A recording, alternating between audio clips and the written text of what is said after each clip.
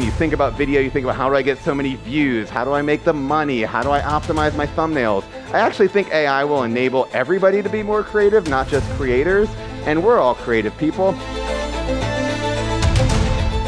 Oh, wow, it's so good to see you guys in Dubai. Thank you very much. I am very excited to be here. We are talking about something fascinating, the role of AI and the impact on creators. And in a way, this is the most transformational, exciting moment I've had in my career as a creator and in the creator economy. This could completely transform the way people can be creative. And then on the other hand, it's a little terrifying. The creator economy is built on social connection and real people. So what does it mean when you can have digital twins and create people out of nothing? So with that, I am going to cover a little bit about what Read AI is, a little bit about my theories about where things are going, how we made Read AI, and then we'll talk about some tips and tricks for creators, all in 20 minutes or so. All right, so let's get started. Read AI. Am I on slide one? Are we in the slide? Okay, well, let's go back a slide. Yep, here we go. We're going just fine.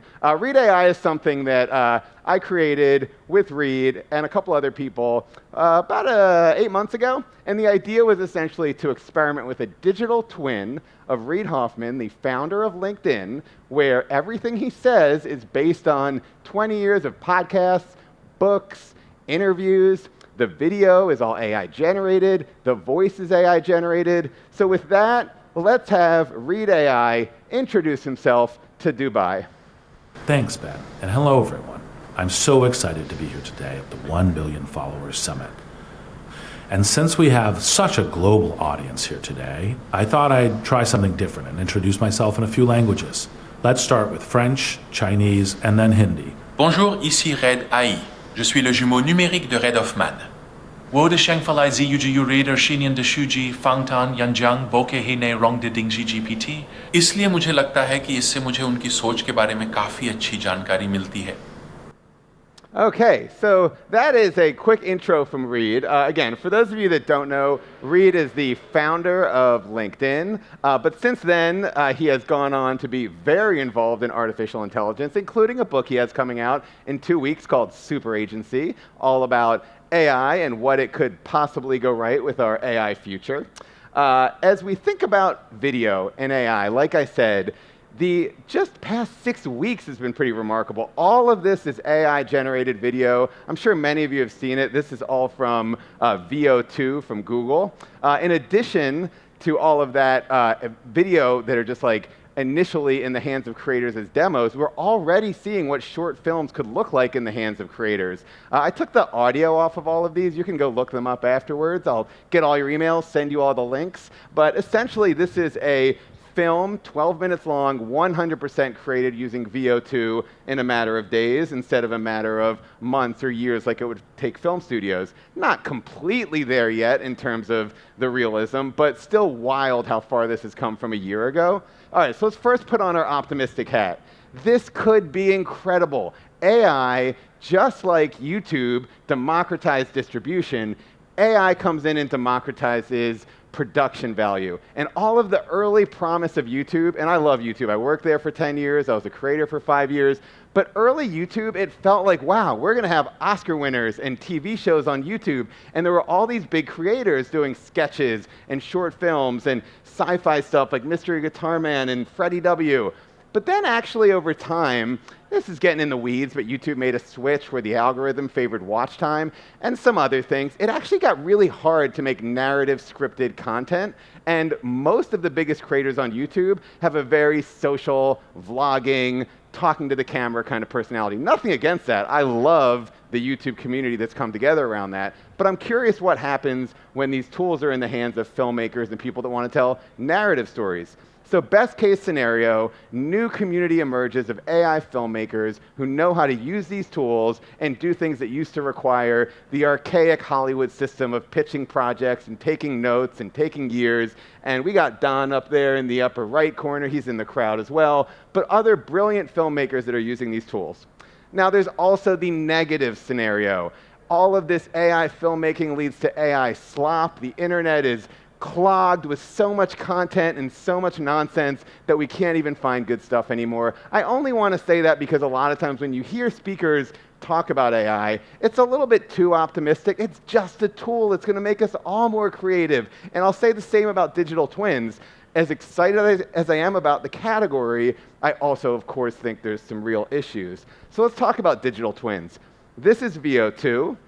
This is all AI-generated people. This isn't based on real people. This is 100% AI-generated. Already looks essentially like the kinds of vloggers you would see on YouTube. Now, there are really exciting things about this. Vloggers being able to maybe replicate themselves, being able to do content that, again, you couldn't do before, and you can learn things in ways that you couldn't learn without AI. But of course, there's the risk here where people felt like some of the early attempts at this were a little bit creepy, unnecessary. And what does this mean for the AI integration into YouTube and creators when the lifeblood of YouTube is real people that have real connections with their audiences? And very briefly, getting into my own story, I've been in this whole YouTube game for about 19 years. YouTube turns 20 next month. I started in 2006 making YouTube videos and immediately loved the small community that grew out of anybody being able to find an audience when you couldn't do that before. I got kind of inspired by Lonely Girl 15. I created a video called I Got a Crush on Obama. It was a girl singing about Barack Obama. I called her Obama Girl. And it was one of the first viral videos of 2007 where it started with a single video, and then she ended up on Saturday Night Live, and there's political cartoons about her, and I basically quit my job to make YouTube videos. And for that alone, I have a lot of love for the YouTube community. So then I started this other channel. Well, it's kind of a spin-off called The Key of Awesome. I got to build a creative writing team. And essentially, like, the cool part of YouTube, of course, is you, the people who make the videos. The tubes are cool too, but it's the you that makes YouTube special. So I guess then the question is, why, with this world of content creators where they get to have a direct relationship with your fan base, would we want to possibly experiment with digital, robotic-looking versions of these creators? I think it's a very complicated question, but I will say in my case, part of it is because the cat's out of the bag, this is going to happen. And I really feel like there are some brilliant ways that we can utilize AI digital twins and AI filmmaking in general to not only enhance the creative process, but also to improve our lives. The original idea behind Read AI was that here you have this founder, investor, creator who has all of this knowledge, and wouldn't it be interesting if anybody could tap into that knowledge, not by reading 6 different books, but by actually asking questions based on everything he said over his career. And he really embraced this idea when we started talking about it. So that's the backstory on Read AI. I will ask him a question, though. What do you think about this complex topic of AI and creativity? Well then, creators should think of AI not as a competitor, but as a co-pilot. To make the most of that, to equally understand the tools and how they fit into your creative goals. Use AI as a force multiplier, not a replacement. Your originality is key. Take bold risks, iterate freely, and inject your voice at every step. Think long-term AI isn't just about speed, it's about transforming storytelling, art, and audience connection. In fact, in the time it's taking me to answer this question, I've brainstormed over 10,000 new video ideas for you and me to create, Ben. Top contender, Read AI and Ben do a rap battle. Thoughts? All right, Read AI and Ben do a rap battle. So what are we watching there? Again, the answer comes from a GPT prompt of what do you see for the future of AI and creativity. It taps into the way he talks, the mannerisms. I mean, he doesn't do all the stuff with his fingers in real life. It's not totally there, but it's using information he'd say, it's using his voice, and it's trained on a video we took of him. Let's see, Read AI. Who is your favorite person in the world? My favorite person, that's tough. It's less about accomplishments and more about values. I admire anyone who champions innovation, resilience, and amplifying humanity through technology. Those are the people who really inspire me. What about you, Ben? Who inspires you? Let's go with my dad. My dad inspires me. His answer was terrible. if you had asked somebody their favorite person, it depends on their accomplishments. Nobody wants that. And I only say this to say that, yes, there are things that AI twins can do that are cool, speak languages, be 1,000 times smarter, but also I feel like ultimately they are not going to be interesting when it comes to life experiences and real connection. And I'm hoping for that, and I want to lean into ways to use AI that, again, enhances our humanity. And ultimately for me, like my favorite thing to do, meet new people, ask interesting questions, learn about them. You can't do that with an AI. You can learn a lot of information. I think you're going to learn all kinds of things that help you in life, but you can't do that. Let's talk a little bit about how we made Read AI and what's happening here behind the scenes. So we did enter in, now he's written 6 books with Super Agency, he's got 4 podcasts, he's got LinkedIn posts. We're training a LLM model using GPTs to essentially create a Read AI that can pull from all of this different information. So whereas a regular chat GPT conversation, you could say, what would Read AI think about this? It can't actually access all of these thousands of hours of information.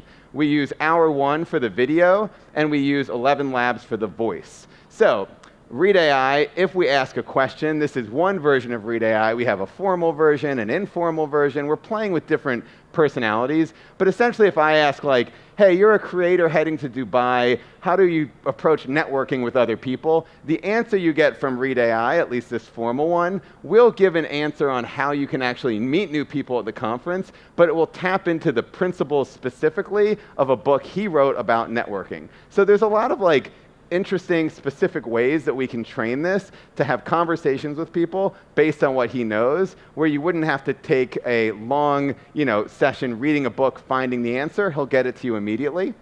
We use 11 Labs for the voice. I've only got, 6 minutes left, 7 minutes. So I don't want to go into all of the how you use every tool. They're pretty easy though. 11 Labs, $5 a month. They train on your voice in a few minutes, and you can have a voice replica of yourself. And like I said, we use Hour 1 for the video. We do get an automated video as soon as we ask the question, but then Hour 1 does give you the ability after the fact to choose different camera angles, choose different settings, emotional styles, so you get the instant response, and then we can adjust it if we want. And then I'm going to skip the original video, but the original video is basically, if you want to watch it, Reed talking to himself, which is another use case here where Reed will actually be able to sort of bounce ideas off a version of what he might say, but it might be based on things that he's thought 10 years ago and hasn't thought in a while. We had a meeting recently, and I had Read AI listening in on the meeting, and then at the end of the meeting, we could go to Read AI and say, be as harsh as you can be. What are we missing? Why is this idea we're excited about a horrible idea? There's some use cases of digital twins where I actually think they can give really strong opinions that an individual might feel uncomfortable giving. I'm an AI-generated version of Reid Hoffman, his digital twin. You get the idea. We made a 2004 version of Reid. I just want to give you some of the different things we're experimenting with. So we had the current Reid interview the 2004 Reid about the year he founded LinkedIn, and we actually had current Reid advise 2004 Reid on his business plan. We had Read AI evaluate business plans at Stanford. All of the business plans were entered in, and then we had Read AI do a live chat with the class. And essentially, we're trying to use all of these different cases to show in a space which is fraught with a lot of complicated issues, and we want to get all those things right. We also have some really interesting ways to experiment with how can we use a knowledge base that he's taken years and years to build and actually use that in ways that are helpful. Just to quickly go through the digital twin space, it's not just that one model. So Hour 1, HeyGen, Synthesia, these are all using a very similar approach where you take a video and you essentially change the mouth to fit the words you want it to say, lip dubbing, overdubbing, but there's other ways to do these twins.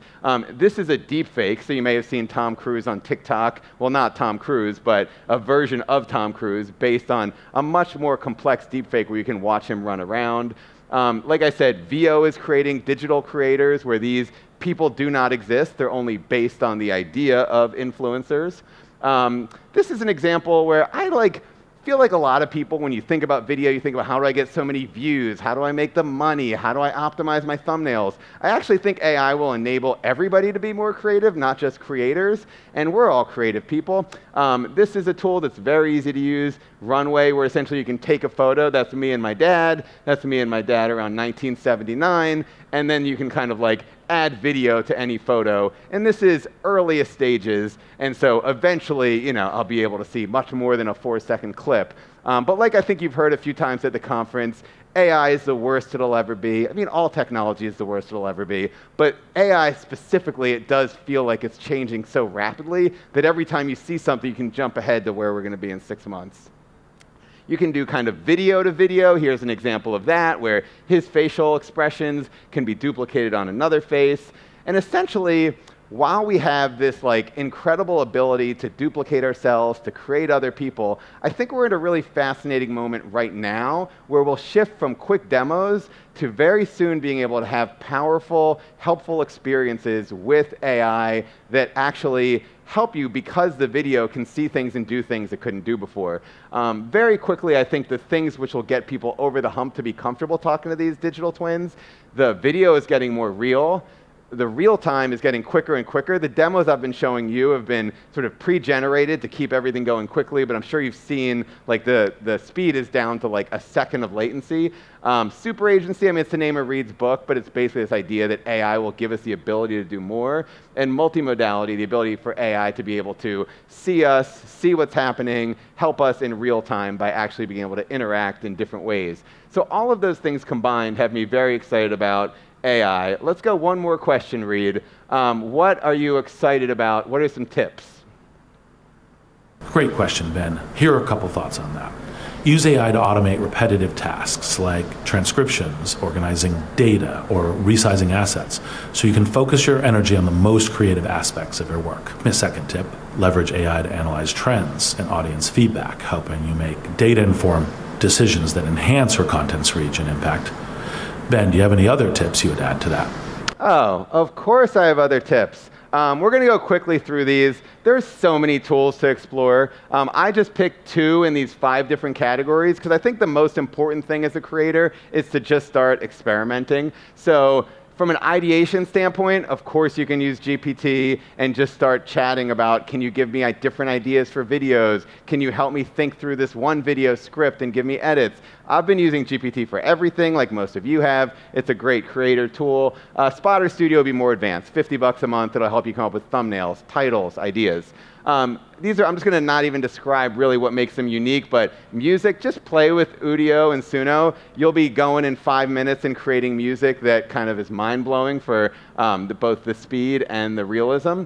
Video creation, there's dozens of tools, but I would say Kling AI, Runway, 2 excellent ones to quickly pick up and be experimenting.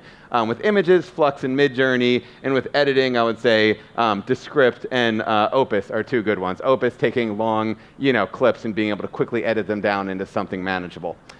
So as far as like my general advice, same thing with Hour 1, Hey Jen, like if you're interested in this digital twin space and that's why you're here, both of these can be used at the kind of beginner level for under $100. You take a little video of yourself, you record your voice, you will have a digital twin without all the training on everything you've ever said and done, but you'll have a version of yourself. Again, because we don't have time, there's separate sessions on tools. I just want to give you some handy links. Curious Refuge has a section of essentially their recommended AI tools. It has, for every tool and every category, the ease of use and their demos of it and their examples. There's separate sessions about how to use these tools, but if you're thinking of leaning in, I think this is my favorite resource for sort of the pros and cons of each tool. And I actually created this site. It is realcreative.ai, and if you go to realcreative.ai, you will have creators and lists of their projects.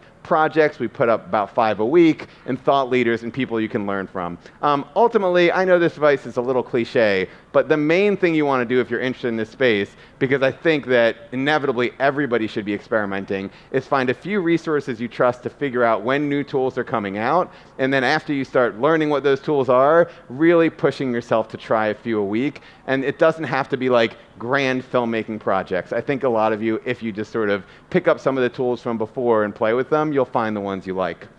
All right, we're going to close here. I'm going to leave it up to Rachel if you want to go 4 or 5 minutes on a live demo, or we kind of are out of time.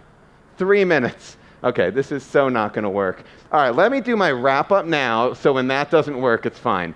Guys, it's been great to be here. I've had a great time meeting you all. I'm excited about this space. I'm apprehensive about it at the same time. I think as the creator community, it's on all of us to use these tools responsibly.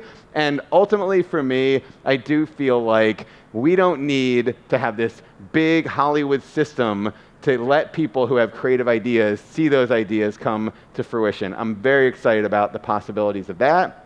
And when it comes to digital twins, I think we'll move into an era where we all can benefit from the collective knowledge of so many smart, interesting people.